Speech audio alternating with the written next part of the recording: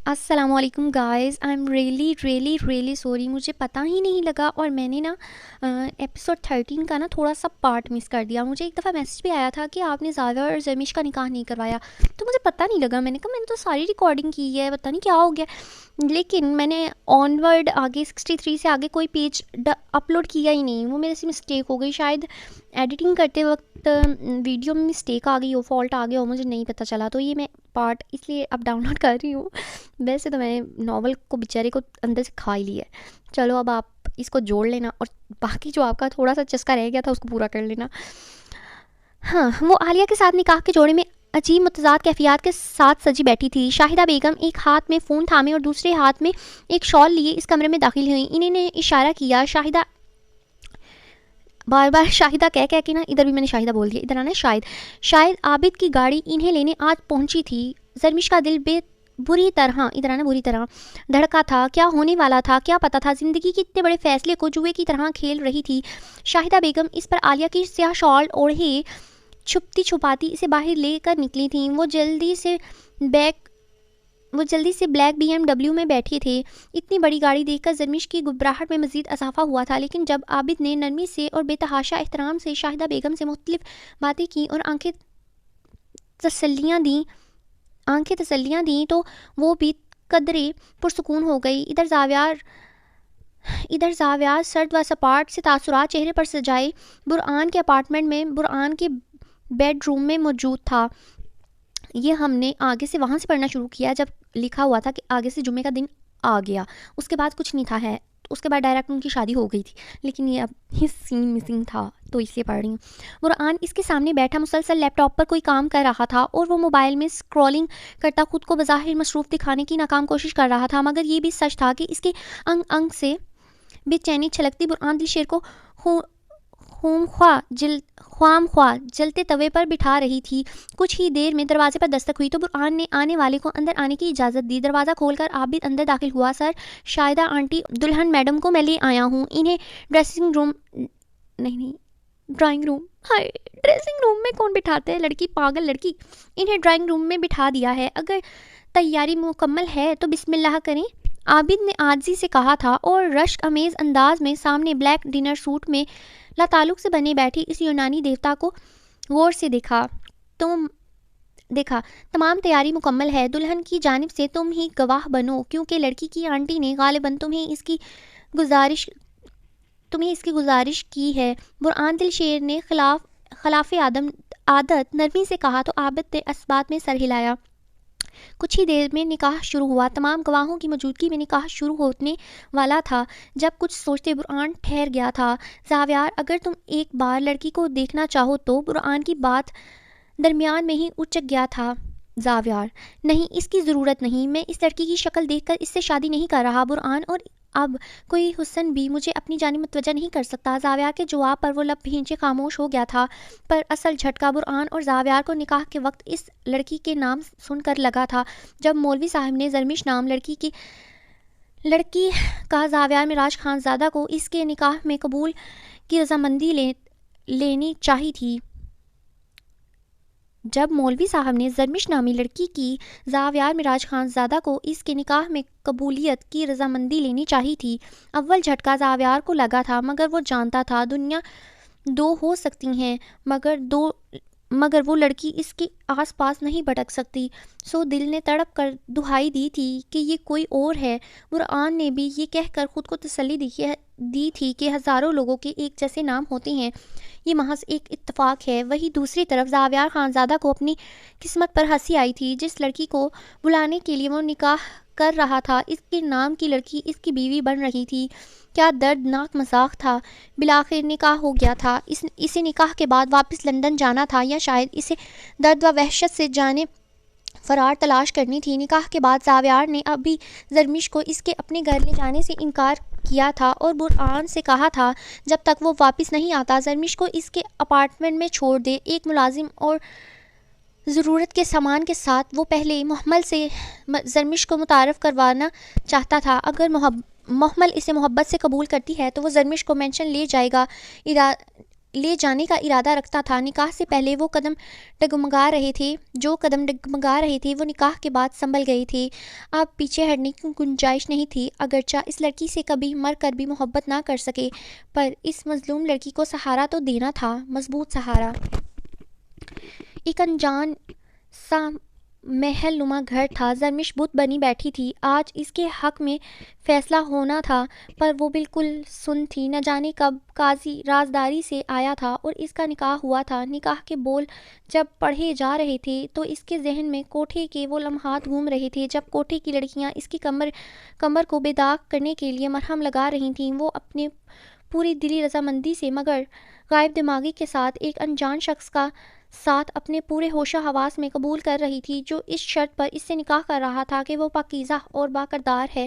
یہ سن کر اس کی آنکھوں کے سامنے کمر کے زخم گردش کر رہے تھے۔ جب وہ کمر اس کا شوہر دیکھتا تو وہ کیا جواب دیتی؟ کس نے دیے یہ زخم؟ آخر کیا ہوا تھا اس کے ساتھ؟ آنکھوں میں آنسو بھرے وہ اپنی ہی خیالوں میں گم تھی جب عالیہ کی ماں نے اس کے ہاتھوں پر اپنا ہاتھ رکھا۔ زرمش نے فوراً قبول ہے کہا، یہ جانے بغیر کہ وہ کس کے نکاح میں جا رہی ہے۔ جس طرح نکاح شروع ہوا تھا اسی طرح ختم ہوا، پر وہ ویسے ہی بے خبر غائب دماغ اپنے نصیب کو سوچتی بیٹھی رہی۔ جب عالیہ نے اس کے سر پر بڑی سی چادر ڈالی، اس کا سر چومتے ڈھیروں دعا اس کی جھولی میں ڈالیں، شاہدہ بیگم بھی خوشی سے نہال تھیں کہ آج اس معصوم لڑکی کی اس جہنم سے نجات مل گئی تھی۔ وہ گھر جا کر ڈنکے کی چوٹ پر کہنے والی تھیں کہ انہوں نے زرمش کا نکاح اپنی مرضی سے کروا دیا ہے۔ شاہدہ بیگم کو عجیب لگا کہ دولہے میاں اب تک کیوں صیغۂ راز بنے اندر بیٹھے ہیں، باہر کیوں نہیں آئے اور ان سے ملا بھی نہیں۔ کچھ دیر بعد انہوں نے زرمش کو اس گاڑی میں بٹھایا جس کا ڈرائیور فی الوقت عباد تھا۔ برہان دل شیر نے عباد کی ہی ڈیوٹی لگائی تھی کہ وہ زرمش کو زاویار کے اپارٹمنٹ چھوڑ آئے۔ پھر شاہدہ بیگم اندر گئیں اور زاویار سے مل کر آئیں۔ عالیہ اور شاہدہ بیگم زرمش کے ساتھ اس کی چیزیں، گھر کی تھوڑی بہت سیٹنگ وغیرہ کروانے اپارٹمنٹ چلی گئیں۔ وہ آج یونیورسٹی آیا تھا۔ ضیاء کلاس میں آیا تو ایک خالی چیئر تیسرے دن بھی خالی منہ چڑھا رہی تھی۔ کلاس سے دل اچاٹ ہوا تھا، بقول اس کے وہ دور رہ کر خود پر قابو پانا چاہتا تھا۔ لاسٹ سیمسٹر تھا، وہ اس کے بعد بس نظر ہی نہ آتی اور پھر وہ اس سے بالکل بھول جاتا، مگر سب کچھ الٹا ہو گیا تھا۔ وہ تو سینے میں سانس بھی الجھتی ہوئی محسوس کر رہا تھا۔ یوں ہی باقی کے پیریڈ لیے بغیر وہ گھر واپس آ گیا تھا۔ رات تک تو اس کا پور بری طرح جل رہا تھا کہ چین و سکون سب برباد ہو چکا تھا۔ بے نیاز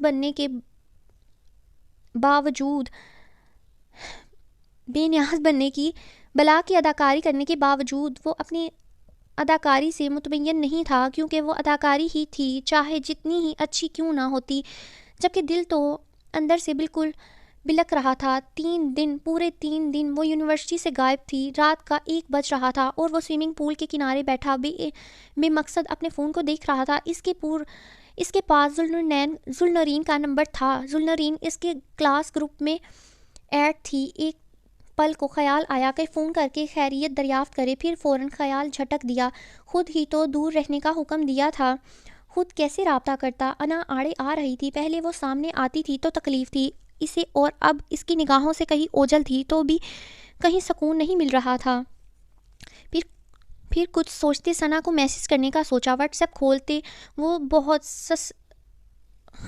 سستے سے ثنا کا نام ٹائپ کرنے لگا، سستی آنا ادھر مد نہیں لکھی ہوئی کرنے لگا۔ ایک کشمکش دل و دماغ پر طاری تھی۔ دماغ کہہ رہا تھا ہرگز ثنا کو میسج نہ کرے، اور دل اکسا رہا تھا کہ ایک میسج کر کے خیریت پوچھ لو۔ بہرحال کچھ نہ سمجھ آنے پر اس نے واٹس ایپ کی ڈی پی پر کلک کر دیا، جہاں ایک ہری لائن چمک رہی تھی جو اسٹیٹس اپ ڈیٹ کی تھی۔ وہ اسٹیٹس دیکھنے کا عادی نہیں تھا۔ اسٹیٹس لگانا بھی صرف عید تہوار پر تھا تاکہ سب کو اجتماعی وش کر دے، پر وقت گزاری کے لیے بیزاری سے ثنا کے اسٹیٹس دیکھنے لگا۔ وہ کسی شادی میں تھی، الگ الگ پوز سے اپنی تصویر اسٹیٹس پر لگائی تھیں۔ وہ کوفت سے آگے بڑھنے لگا۔ ایک تصویر میں ثنا برائڈل کے پاس بیٹھی تھی، وہ تصویر بھی آگے بڑھا دی، لیکن پھر اگلے ہی لمحے فوراً اسٹیٹس بیک کیا اور پکچر کو زوم کیا تو زوردار قسم کا جھٹکا لگا کہ وہ جو بیٹھا ہوا تھا اٹھ کھڑا ہوا، جیسے پورا وجود زلزلوں کی زد میں آیا ہو۔ وہ نازک سی لڑکی جو باریک سی جالی دار دوپٹے کو سر پر ٹکائے سرمئی نفیس میکسی میں تھی، وہ کوئی اور نہیں ذوالنورین تھی۔ وہ شاید یقین نہ کرتا کہ وہی دلہن ہے۔ پھر نیچے واضح کیپشن تھا، میری بیسٹی کی منگنی اور مبارکباد اور بیسٹ وشز۔ اچانک ہواؤں کا رخ سا بدلا تھا۔ ضیاء کو وہ ٹھنڈی ہوائیں بھی آگ کے شعلے سی جلن کی طرح چبھی تھیں۔ تن بدن میں شعلے بھڑک اٹھے تھے۔ اپنے بالوں کو مٹھی میں دبوچے وہ تصاویر آگے بڑھانے لگا۔ آگے ذوالنورین کی صرف 3 تصاویر تھیں جن میں وہ بے پناہ حسین لگ رہی تھی، پر ضیاء کا دل کیا اس کے وجود پر سجی ہر آرائش کو نوچ کر پھینک دے۔ وہ سجی بیٹھی تھی، وہ بھی کسی اور کے نام پر۔ ایک تصویر میں تو انتہا ہو گئی تھی کہ ذوالنورین کے برابر میں ایک منگیتر بیٹھا تھا۔ ضیاء نے غور سے اس لڑکے کو دیکھا۔ وہ پہچان گیا تھا، یہ وہی لڑکا تھا جس کی وجہ سے ذوالنورین گاڑی میں چھپی تھی۔ خون میں شرارے پھوٹنے لگے تھے، ایسا لگ رہا تھا لہو کی جگہ رگوں میں لاوا بہنے لگا ہے۔ دل کیا سب تہس نہس کر ڈالے۔ فون تیش و اشتعال سے پول میں پھینک دیا اور اپنے بال تھامتے اندر اٹھتے و بال کو دبانے لگا۔ ہاؤ ڈیئر شی! پھولی سانس سے پول کے کنارے چکر کاٹتے اس کا بس نہ چلا